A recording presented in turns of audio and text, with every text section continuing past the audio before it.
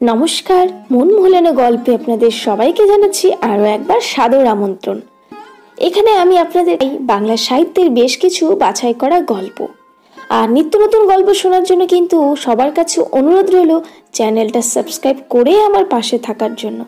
আর আজকের মন ভোলানো গল্পের নিবেদন হলো শরৎচন্দ্র চট্টোপাধ্যায় রচিত একাদশীর বৈরাগী গল্প। আশা করছি গল্পটা আপনাদের ভালো লাগবে। আর গল্প শুনে কেমন লাগলো কমেন্ট করে জানাতে ভুলবেন না কিন্তু। তাহলে শুরু করছি আজকের গল্প।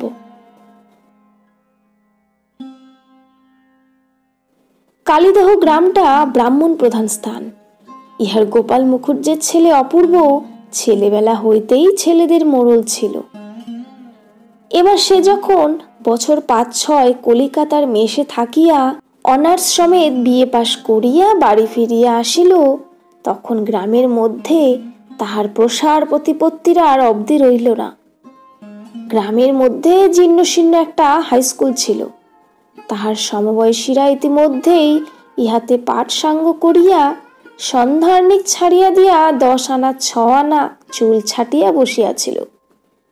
কিন্তু কলিকাতা প্রত্যাগত এই গ্র্যাজুয়েট ছোকরার মাথার চুল সমান করিয়া তাহারই মাঝখানে একখণ্ড নধরটিকির সংস্থান দেখিয়া শুধু ছোকরা কেন, তাহাদের বাবাদের পর্যন্ত বিস্ময়ে তাক লাগিয়া গেল। শহরের সভা সমিতিতে যোগ দিয়া জ্ঞানী লোকদিকের বক্তৃতা শুনিয়া অপূর্ব সনাতন হিন্দুদের অনেক নিগূঢ় রহস্যের মর্মোদ্ভেদ করিয়া দেশে গিয়াছিল। এখন সঙ্গীদের মধ্যে ইহাই মুক্ত কণ্ঠে প্রচার করিতে লাগিল যে এই হিন্দু ধর্মের মতো এমন সনাতন ধর্ম আর নাই, কারণ ইহার প্রত্যেক ব্যবস্থাই বিজ্ঞানসম্মত। টিকির বৈদ্যুতিক উপযোগিতা, দেহরক্ষা ব্যাপারে সন্ধানিকের পরম উপকারিতা, কাঁচকলা ভক্ষণের রাসায়নিক প্রতিক্রিয়া ইত্যাদি বহুবিধ অপরিজ্ঞাত তত্ত্বের ব্যাখ্যা শুনিয়া গ্রামের ছেলে বুড়ো নির্বিশেষে অভিভূত হইয়া গেল। এবং তাহার ফল হলো এই যে অনতিকাল মধ্যেই ছেলেদের টিকি হইতে আরম্ভ করিয়া সন্ধ্যার্নিক, একাদশী, পূর্ণিমা ও গঙ্গা স্নানের ঘটায় বাড়ির মেয়েরাও হার মানিল। হিন্দু ধর্মের পুনরুদ্ধার, দেশোদ্ধার ইত্যাদির জল্পনা কল্পনায় যুবক মহলে একেবারে হৈ হৈ পড়িয়া গেল। বুড়োরা বলিতে লাগিল, হ্যাঁ, গোপাল মুখুজ্জের বরাত বটে। মা কমলারও যেমন সুদৃষ্টি, সন্তানও জন্মিয়াছে তেমনি। না হলে আজকালকার কালে এতগুলো ইংরেজি পাশ করিয়াও এই বয়সে এমন ধর্মে মতিগতি কয়টা দেখা যায়। সুতরাং দেশের মধ্যে অপূর্ব একটা অপূর্ব বস্তু হইয়া উঠিল। তাহার হিন্দু ধর্ম প্রচারিণী, ধূমপান নিবারণী ও দুর্নীতি দলনী এই তিনটা সভার আস্ফালনে গ্রামের চাষাভুষোর দল পর্যন্ত সন্ত্রস্ত হইয়া উঠিল। 5 কুড়ি তাওর তাড়ি খাইয়া তাহার স্ত্রীকে প্রহার করিয়াছিল শুনিতে পাইয়া অপূর্ব সদল বলে উপস্থিত হইয়া 5 কুড়িকে এমনই শাসিত করিয়া দিল যে পরদিন 5 কুড়ি স্ত্রী স্বামী লইয়া বাপের বাড়ি পলাইয়া গেল। ভগা কাউরা অনেক রাত্রিতে জিল হইতে মাছ ধরিয়া বাড়ি ফিরিবার পথে গাজার ঝোঁকে নাকি বিদ্যা সুন্দরের মালিনীর গান গাহিয়া যাইতেছিল। ব্রাহ্মণ পাড়ার অবিনাশের কানে যাওয়ায় সে তার নাক দিয়া রক্ত বাহির করিয়া তবে ছাড়িল। দুর্গা ডোমের 14-15 বছরের ছেলে বিড়ি খাইয়া মাঠে যাইতেছিল। অপূর্ব দলের ছোকরার চোখে পড়ায় সে তাহার পিঠের ওপর সেই জ্বলন্ত বিড়ি চাপিয়া ধরিয়া ফসকা তুলিয়া দিল। এমনই করিয়া অপূর্বর হিন্দু ধর্ম প্রচারিণী ও দুর্নীতি দলনী সভা ভানুমতির আম গাছের মতো সদ্যই ফুলে ফলে কালীদহ গ্রামটাকে একেবারে আচ্ছন্ন করিয়া ফেলিল। এইবার গ্রামের মানসিক উন্নতির দিকে নজর দিতে গিয়া অপূর্বর চোখের পড়িল যে স্কুলের লাইব্রেরিতে শশীভূষণের 1.5 খানা মানচিত্র ও বঙ্কিমের 2.5 খানা উপন্যাস ব্যতীত আর কিছুই নাই। এই দীনতার জন্য সে হেডমাস্টারকে অশেষ রূপে লাঞ্ছিত করিয়া অবশেষে নিজেই লাইব্রেরি গঠন করিতে কোমর বাঁধিয়া লাগিয়া গেল। তাহার সভাপতিত্বে চাঁদার খাতা, আইন কানুনের তালিকা এবং পুস্তকের লিস্ট তৈরি হইতে বিলম্ব হইল না। এতদিন ছেলেদের ধর্মপ্রচারের উৎসাহ গ্রামের লোকেরা কোনো মতে সহিয়াছিল, কিন্তু 2-1 দিনের মধ্যেই তাদের চাঁদা আদায়ের উৎসাহ গ্রামের ইতর ভদ্র গৃহস্থের কাছে এমনই ভয়াবহ উঠিল, খাতা বগলে ছেলে দেখিলেই তাহারা বাড়ির দরজা জানালা বন্ধ করিয়া ফেলিতে লাগিল। বেশ দেখা গেল গ্রামের ধর্মপ্রচার ও দুর্নীতি দলনের রাস্তা যতখানি চওড়া পাওয়া গিয়াছিল, লাইব্রেরির জন্য অর্থ সংগ্রহের পথ তাহার শতাংশেরও একাংশ প্রশস্ত নয়। অপূর্ব কি করিবে ভাবিতেছিল, এমন সময়ে হঠাৎ একটা ভারী সুরাহা চোখে পড়িল। স্কুলের অদূরে একটা পরিত্যক্ত পোড়ো ভিটার প্রতি একদিন অপূর্বর দৃষ্টি আকৃষ্ট হইল। শোনা গেল ইহা একাদশী বৈরাগীর। অনুসন্ধান করিতে জানা গেল লোকটা কি একটা গরিত সামাজিক অপরাধ করায় গ্রামের ব্রাহ্মণেরা তাহার ধোপা, নাপিত, মুদি প্রভৃতি বন্ধ করিয়া বছর 10 পূর্বে উদ্বাস্ত করিয়া নির্বাসিত করিয়াছেন। এখন সে ক্রোশ 2 উত্তরে বারুইপুর গ্রামে বাস করিতেছে।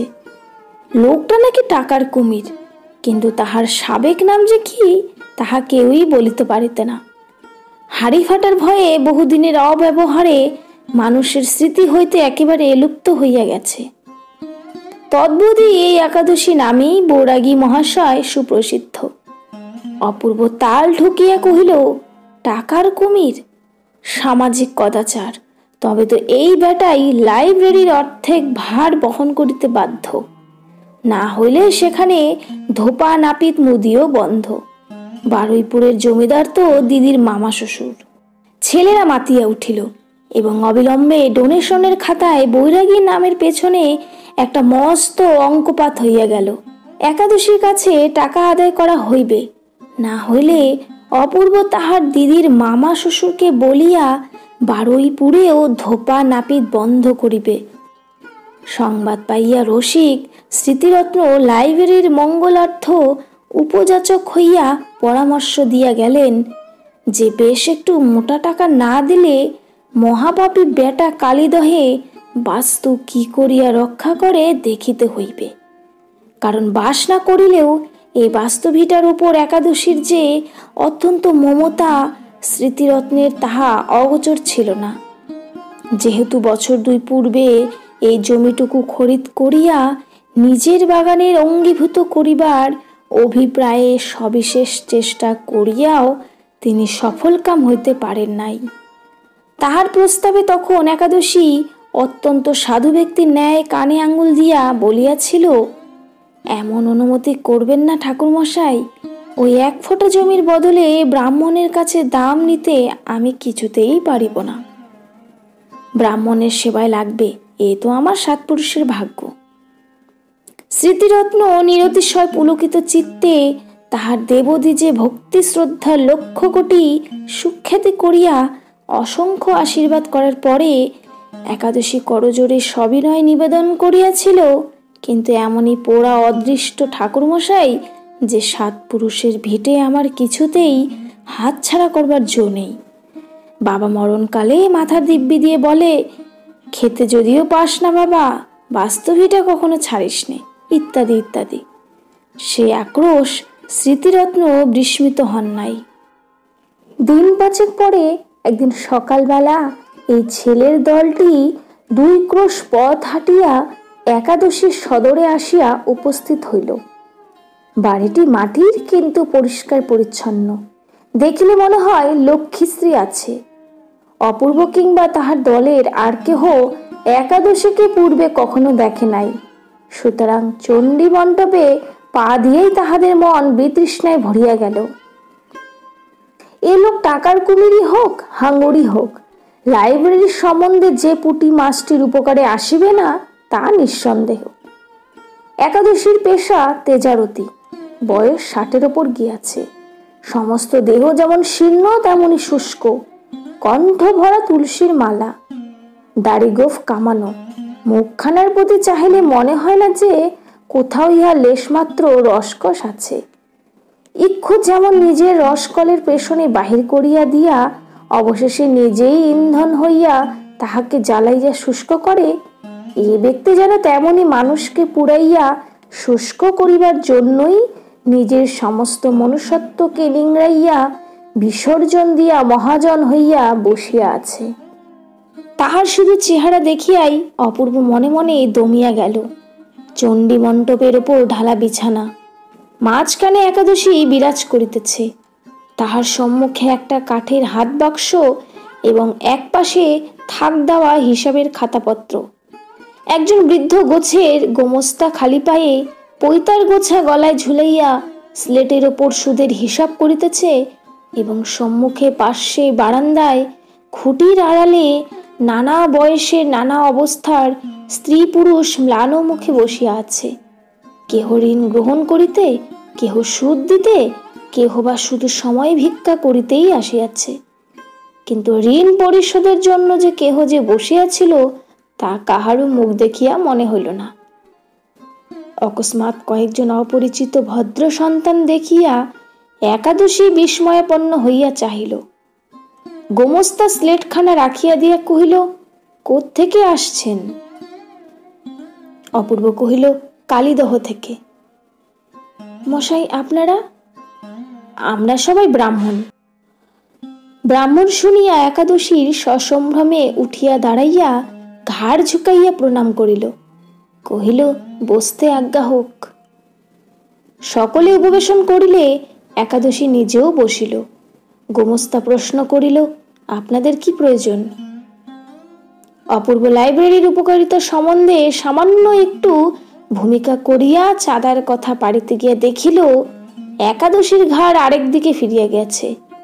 সে খুঁটির আড়ালের স্ত্রী লোকটির সম্বোধনে করিয়া কহিতেছে, তুমি কি খেপে গেলে হাড়ুর মা? সুদ তো হয়েছে কুললে 7 টাকা 2 আনা, যদি 2 আনাই ছাড় করে নেবে তার চেয়ে আমার গলায় পা দিয়ে জিভ বের করে মেরে ফেলো না কেন? তাহার পরে উভয়ে এমনই ধস্তাধস্তি শুরু করিয়া দিল যেন 2 আনা পয়সার ওপরেই তাহাদের জীবন নির্ভর করিতেছে। কিন্তু হাড়ুর মাও যেমন স্থির সংকল্প, একাদশীও তেমনি অটল। দেরি হইতেছে দেখিয়া অপূর্ব উভয়ে বাগ বিতণ্ডার মাঝখানেই বলিয়া উঠিল, আমাদের লাইব্রেরির কথাটা। একাদশীর মুখ ফিরাইয়া বলিল, আজ্ঞে, এই যে শুনি। হ্যাঁ রে নফর, তুই কি আমাকে মাথায় পা দিয়ে ডুবোতে চাস রে? সে 2 টাকা এখনো শোধ দিলি নে, আবার 1 টাকা চাইতে এসেছিস কোন লজ্জায় শুনি? বলি সুদ টুদ কিছু এনেছিস? নফর ট্যাগ খুলিয়া 1 আনা পয়সা বাহির করিতেই একাদশী চোখ রাঙাইয়া কহিল, 3 মাস হয়ে গেল না রে, আর 2 পয়সা কই? নফর হাত জোর করিয়া বলিল, আর নেই কর্তা, ধারার পর কত হাতে পায়ে পড়ে পয়সা 4টে ধার করে আনছি, বাকি 2 পয়সা আসছে হাটবারে দিয়ে যাব। একাদশীর গলা বাড়াইয়া দেখিয়া বলিল, দেখি তোর ওদিকের ট্যাগটা। নফর বাদিকে ট্যাগটা দেখাইয়া অভিমান ভরে কহিল, 2 পয়সার জন্য মিছে কথা কইছি কর্তা? যে শালা পয়সা এনেও তোমাদের ঠকায় তার মুখে পোকা পড়ুক, এই বলে দিলুম। একাদশী তীক্ষ্ণ দৃষ্টিতে চাহিয়া কহিল, তুই 4টে পয়সা ধার করে আনতে পারলি আর 2 এমনি ধার করতে পারলি নে? নফর রাগিয়া কহিল, মাইরি দিলাসা করলুম না কর্তা, মুখে পোকা পড়ুক। অপূর্বর গা জ্বলিয়া যাইতেছিল, সে আর সহ্য করিতে না পারিয়া বলিয়া উঠিল, আচ্ছা লোক তো আপনি মশাই। একাদশী একবার চাহিয়া দেখিল মাত্র, কোনো কথা কহিল না।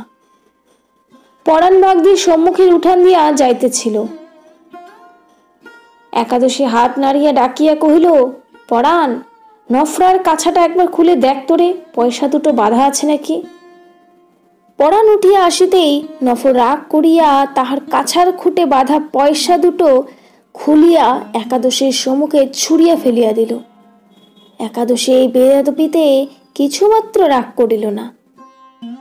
গম্ভীর মুখে পয়সা 6টা বাক্সে তুলিয়া রাখিয়া গোমস্তাকে কহিল, ঘোষাল মশাই, নফরার নামে সুদ আদায় জমা করে নেন। হ্যাঁ রে, একটা টাকা কি আবার করবি রে? নফর কহিল, আবশ্যক না হলে কি এচি মশাই? একাদশী কহিল, 8 আনা নিয়ে যা না, গোটা টাকা দিয়ে গেলেই তো 9-6 করে ফেলবি রে। তারপরে অনেক ঘষা মাজা করিয়া নফর মোড়ল 12 আনা পয়সা কর্য লইয়া প্রস্থান করিল। বেলা বাড়িয়া উঠিতেছিল। অপূর্বর সঙ্গে অনাথ চাঁদার খাতাটা একাদশীর সম্মুখে নিক্ষেপ করিয়া কহিল, যা দেবেন দিয়ে দেন মশাই, আমরা দেরি করতে পারি নে। একাদশী খাতাটা তুলিয়া লইয়া আগাগোড়া তন্ন তন্ন করিয়া নিরীক্ষণ করিয়া শেষে একটা নিঃশ্বাস ফেলিয়া খাতাটা ফিরাইয়া দিয়া বলিল, আমি বুড়ো মানুষ, আমার কাছে আবার চাঁদা কেন? অপূর্ব কোনো মতে রাগ সামলাইয়া কহিল, বুড়ো মানুষ টাকা দেবে না তো কি ছোট ছেলেতে টাকা দেবে? তারা পাবে কোথায় শুনি? বুড়ো সে কথার উত্তর না দিয়া কহিল, স্কুল তো হয়েছে 20-25 বছর, কই এতদিন তো কেউ লাইব্রেরির কথা তোলেনি বাপু। তা যাক, এ তো আর মন্দ কাজ নয়। আমাদের ছেলে পুলেই বই পড়ুক আর না পড়ুক, আমার গায়ের ছেলেরাই তো পড়বে। তা বলো কি ঘোষাল মশাই? ঘোষাল ঘাড় নাড়িয়া কি যে বলিল বোঝা গেল না। একাদশী কহিল, তা বেশ, চাঁদা আমি দেব, একদিন এসে নিয়ে যাবেন 4 আনা পয়সা। কি বলো ঘোষাল? এর কমে আর ভালো দেখায় না। অত দূর থেকে ছেলেরা এসে ধরেছে, যা হোক একটু নাম ডাক আছে বলেই তো। আরও তো লোক আছে, তাদের কাছে তো চাইতে যায় না। কি বলো হে? ক্রোধে অপূর্বর মুখ দিয়া কথা বাহির হইল না। অনাথ কহিল, এই 4 আনার জন্য আমরা এত দূরে এসেছি, তাও আবার আরো একদিন নিয়ে যেতে হবে এসে? একাদশী মুখে একটা শব্দ করিয়া মাথা নাড়িয়া নাড়িয়া বলিতে লাগিল, দেখলেন তো অবস্থা, 6টা পয়সা হক্কের সুদ আদায় করতে বেটাদের কাছে কি ছেঁচড়াপনাই না করতে হয়। তাই এ পাটটা বিক্রি হয়ে না গেলে আর চাঁদা দেবার সুবিধে। অপূর্ব রাগে ঠোঁট কাঁপিতে লাগিল, বলিল, সুবিধে হবে এখানেও ধোপা নাপিত বন্ধ হলে। বেটা পিশাচ সর্বাঙ্গে ছিটে ফোঁটা কেটে হাত জারিয়ে বষ্টম হয়েছে। আচ্ছা। বিপিন উঠিয়া দাঁড়াইয়া একটি আঙুল তুলিয়া শাসাইয়া কহিল, বারুইপুরের রাখালদাস বাবু আমাদের কুটুম্ব, মনে থাকে যেন বৈরাগী। বুড়া বৈরাগী এই অভাবনীয় কাণ্ডে হতাবুদ্ধি হইয়া চাহিয়া রহিল। বিদেশি ছেলেদের অকস্মাৎ এত ক্রোধের হেতু সে কিছুতেই বুঝিতে পারিল না। অপূর্ব বলিল, গরিবের রক্ত শুষে সুদ খাওয়া তোমার বার করে তবে ছাড়ব। নফর তখনও বসিয়াছিল। তাহার কাছায় বাঁধা পয়সা দুটো আদায় করার রাগে মনে মনে ফুলিতেছিল। সে কহিল, যা কহিলেন কর্তা তা ঠিক, বৈরাগী তো নয়, পিচেস। চোখে দেখলেন তো কি করে মোর পয়সা দুটো আদায় করে নিলে। বুড়ো লাঞ্ছনায় উপস্থিত সকলেই মনে মনে নির্মল আনন্দ উপভোগ করিতে লাগিল।